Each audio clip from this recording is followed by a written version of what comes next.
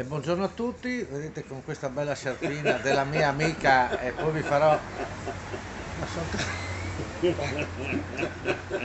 Ma no, sempre lui, eh? Tre sorelle, Paolone sul Trespolo, Ciao. oggi sempre meno, però presenti. E no, Sciarpette che fa lei con un procedimento naturale bellissimo, Maria Grazia, che faremo un po', vedremo, bellissimo. Comunque, prima con Vincenzo parlavamo un po' di sanità e anche di questa robetta che stimola, no? Vincenzo, il Viagra. Viagra. Il jolly. Diciamo quello che è da dire, diciamo.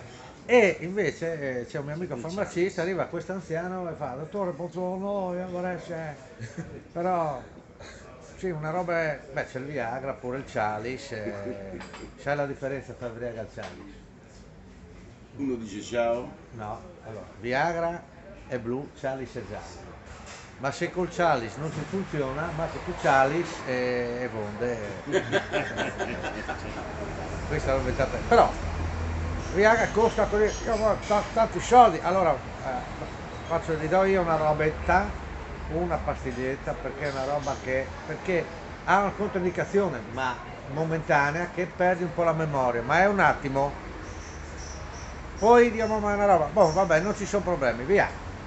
E gli dà questa pastiglia, questo qua va a casa, la moglie era su, mo fa più di 3 pastiglie, via, prende 3 pastiglie, a un certo punto la moglie era in cucina, lui va su, tac, comincia a venire giù per le scale, lui nudo,